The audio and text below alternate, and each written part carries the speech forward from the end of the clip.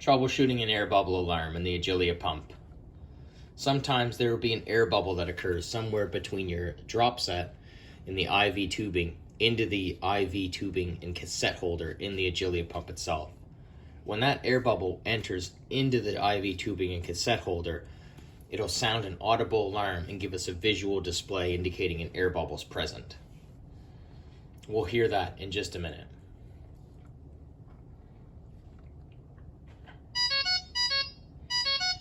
We see here the air bubble is present on our visual display. We also see a small hand icon asking us to hit the silence key, which we'll do now. It's important to note that when I hit the silence key, that doesn't actually resolve the issue of the air bubble. All that's doing is acknowledging, hey, we know there's an air bubble present and we're going to deal with it. It's always best practice before we deal with any kind of air bubble in our IV tubing to disconnect our IV tubing from the IV on the patient itself to prevent any kind of air embolism. So to deal with this air bubble, the first step we're going to do is we're going to hit the bolus key over here. And what we're going to try to do is advance the air bubble through that IV tubing and cassette to the other side towards where the patient would have been connected over here. So when we hit the bolus key, it'll ask us advance air bubble. We'll select OK. It'll then ask us to press and hold the bolus key to advance that air bubble. So to do that, we'll press and hold it. It'll auto-calculate how many milliliters are required to advance that air bubble. In that case, it was 0.1 milliliters.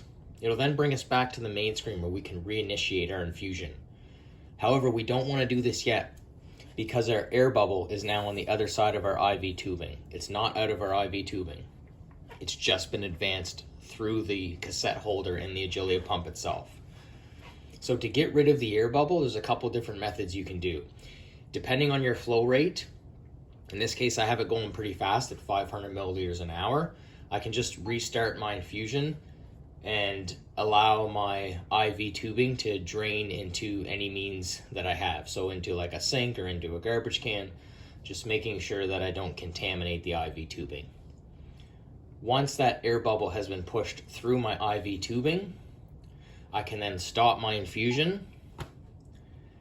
And I want to confirm again, there's no air bubbles present in my IV tubing. Reconnect it to my patient. And when I'm reconnected, I can select OK to reinitiate my infusion, confirm my flow rate by hitting OK again, and then I can hit start.